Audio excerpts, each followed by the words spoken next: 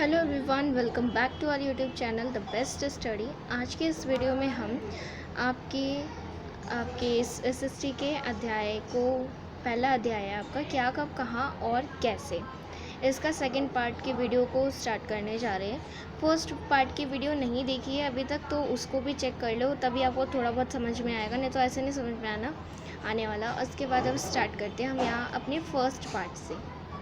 तो पीछे हमने जितना भी कुछ समझा कि हमने गंगा नदी की सहायक नदियाँ पता करी, मानचित्र तथा सिंधु नदी, ये सब हमने पता किया। अब इस वीडियो में आगे के बारे में देखेंगे। लोगों ने सदैव उपमहाद्वीपों के एक हिस्से से दूसरे हिस्से तक की यात्रा की है। वो जैसे उपमहाद्वीप है, उसके एक हिस्से से लेके दूसरे हिस्से तक के उपमहाद्वीपों तक यात्रा की है, मतलब कितनी ज़्यादा तक। कभी कभी हिमालय जैसे ऊंचे पर्वतों, पहाड़ियों, रेगिस्तान, नदियों तथा समुद्र के कारण यात्रा जोखिम भरी भी होती थी। मतलब जब वो यात्रा करेंगे तो बीच में हो सकता है, ज़रूरी थोड़ी है कि वो उपमहाद्वीप आ रहे हैं तो उपमहाद्वीप ही आएंगे, हो सकता है बीच में कोई हिमालय आ गया, कोई पर्वत आ गया, मतलब हिमालय का कोई पर्वत आ गया, कोई पहाड़ियाँ आ गई, कोई रेगिस्तान आ गया, कोई नदियाँ आ गई बड़ी बड़ी, तो कैसे क्रॉस किया जाएगा? तब ज़्यादा मुश्किल हो जाता था ना, जैसे कि कोई रेगिस्तान आ गया तो कैसे मुश्किल हो जाता था पार करना। फिर भी ये यात्रा उनके लिए असंभव नहीं थी। अतः कभी लोग काम की तलाश में तो कभी प्राकृतिक आपदाओं के कारण एक स्थान से दूसरे स्थान जाया करते थे। यहाँ पे एक वर्ड यूज़ हुआ है, आपदाएँ। आपदाएँ का मतलब होता है, जैसे कि अगर मैं बोल रही हूँ कि आंधी आ रहा है, तूफान आ रहा है, तो ये प्राकृतिक आपदा है। इसको ना तो किसी इंसान ने बनाया है और ना ही किसी ने बनाकर भेजा है। तो ये प्राकृतिक आपदाएँ हैं, जैसे कि आंधी, तूफान, ठीक है। इस तरीके की आपदाओं के कारण से एक स्थान से दूसरे स्थान जाया करते हैं। जैसे मान लो किसी एक स्थान में बाढ़ आ गई है बहुत ज़्यादा, तो दूसरे स्थान में भी जाया करते थे, तो टफ होता था ना उनको। कभी कभी सेनाएं दूसरे क्षेत्रों पर विजय हासिल करने के लिए जाती थी।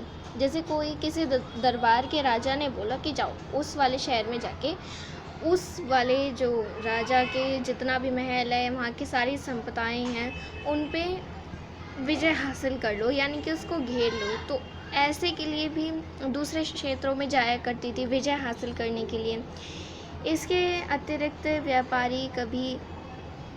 व्यापारी कभी काफिले में तो कभी जहाज़ों में अपने साथ मूल्यवान वस्तुएं लेकर एक स्थान से दूसरे स्थान जाते थे। तो जैसे भी कोई भी दिक्कत आती थी तो अपनी जो उनकी ख़ास चीज़ें थी, जो उनकी बहुत बहुत उनके करीब थी, उन सामानों को लेकर एक स्थान से दूसरे स्थान भी जाती थी।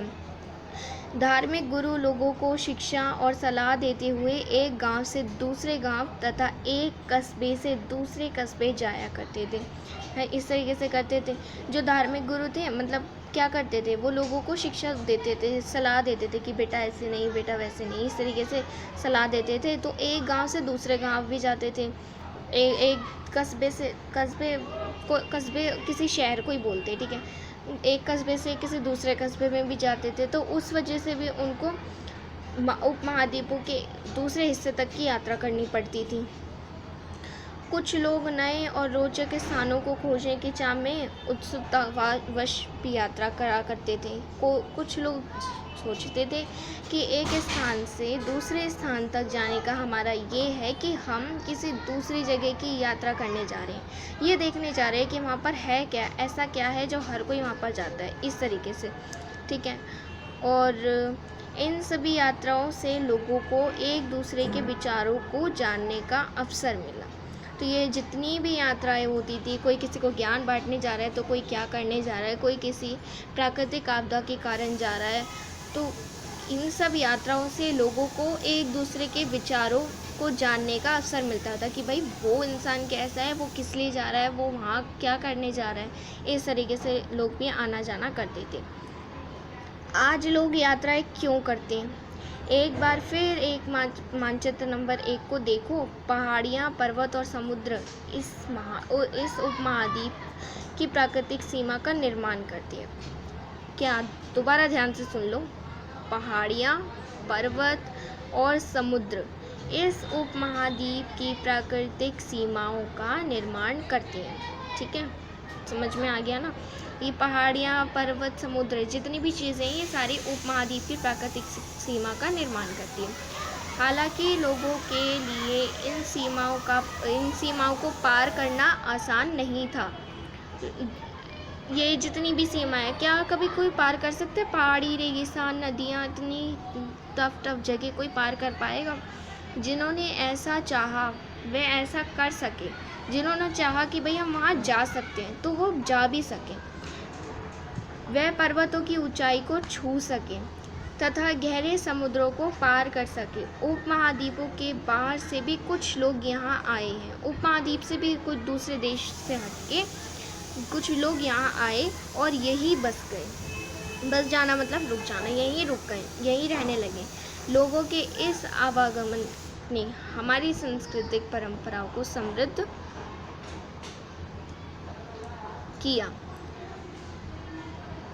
तो ये समृद्ध कैसे हो पाया कि लोग इधर से उधर जा रहे हैं? तो भाई इसमें समृद्ध कैसे हुआ? जब कोई एक इंसान कहीं किसी जगह से किसी दूसरी जगह जाता है, तो दूसरा सोचता है कि वो वहाँ किस लिए जा रहा है। हो सकता है वहाँ की जगह अच्छी हो सकता है वहाँ कुछ देखने लायक हो, तो और भी लोग वहाँ जाने लग गए।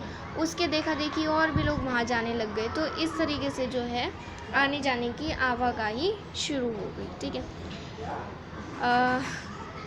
कई सौ वर्षों से लोग पत्थर को तराशने, संगीत रचने और यहाँ तक कि भोजन बनाने के नए तरीकों के बारे में एक दूसरे के विचारों को अपनाते रहे। जैसे कोई अच्छा भोजन बना रहा है, तो दूसरा सोचता कि भाई ये अच्छा भोजन किस तरीके से बना रहा है, तो उस तरीके के भी चीज़ों को विचारते रहे, अपनाते रहे। ठीक है, यहाँ ये पार्ट ख़त्म होता है।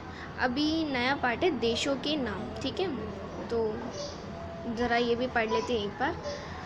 अपने देश के लिए हम प्रायः इंडिया तथा भारत जैसे नामों का प्रयोग करते हैं। आपने सुना होगा, हम अपने भारत देश को इंडिया या फिर भारत कहते हैं। ठीक है, इंडिया शब्द इंडस से निकलता है, जिसे संस्कृत में सिंधु कहा जाता है। ठीक है, सिंधु नदी को इंडस से निकलता है, जिसे संस्कृत में सिंधु कहा जाता है। ठीक है, अपने एटलस में एटलस वो बुक होती है जिसके अंदर सारे महाद्वीप, सारे सब कुछ एशिया के बारे में बताया जाता है, वो एटलस की बुक होती है। और यूनान का पता लगाओ। लगभग 25,000 वर्ष पूर्व उत्तर पश्चिम की ओर से आने वाले ईरानियों और यूनानियों ने सिंधु को तो लगभग 25,000 वर्ष पूर्व उत्तर पश्चिम की ओर से आने वाले ईरानियों और यूनानियों ने सिंधु को हिंदोस अथवा इंदोस और इस नदी के पूर्व में स्थित भूमि प्रदेश को इंडिया कहा। ठीक है, अब यहाँ पे भी एक चीज़ आती है कि उत्तर पश्चिम की ओर से आने वाले ईरानियों और यूनानियों ने सिंधु को हिंदोस अथवा इंदोस, ठीक है, सिंधु नदी को हिंदोस और इंदोस और इस नदी के पूर्व में स्थित भूमि प्रदेश को इंडिया कहा। समझे? अब भारत नाम का प्रयोग उत्तर पश्चिम में रहने वाले लोगों के एक समूह के लिए किया जाता था। इस समूह का उल्लेख संस्कृत की आरंभिक लगभग 35,000 वर्ष पुरानी कृति ऋग्वेद में मिलता है। बाद में इसका प्रयोग देश के लिए होने लगा। ठीक है, तो पहले इसका यूज़ कहीं और किया जाता था, मतलब भारत में किया जाता था, पर कुछ स्पेसिफिक पर्सन्स के लिए किया जाता था, मतलब जो और कहीं और के लोग हुआ करते थे उनके लिए इस चीज़ का इस्तेमाल किया जाता था। ठीक है, अब बाद में इसका जो यूज़ है, जैसे कि हम अपने भारत को इंडिया बोलते, तो इंडिया का यूज़ अभी थोड़े टाइम से ही होने लगा है। ठीक है, तो तो गाइस ये थी वीडियो का सेकंड पार्ट आपकी बुक का, ठीक है, हमारे अतीत बुक का क्या कब कहाँ और कैसे। इसका फर्स्ट पार्ट मैंने कंप्लीट करा दिया था और अब सेकंड पार्ट भी कंप्लीट हो गया है। वीडियो का थर्ड पार्ट देखना है तो उसकी वीडियो की लिंक भी मैं डिस्क्रिप्शन में दे दूँगी। बाय द वे ये वीडियो आपको अच्छी लगी तो वीडियो को लाइक कर देना, शेयर कर देना, चैनल सब्सक्राइब कर देना। तब तक के लिए मैं चलती हूँ। Take care and bye bye.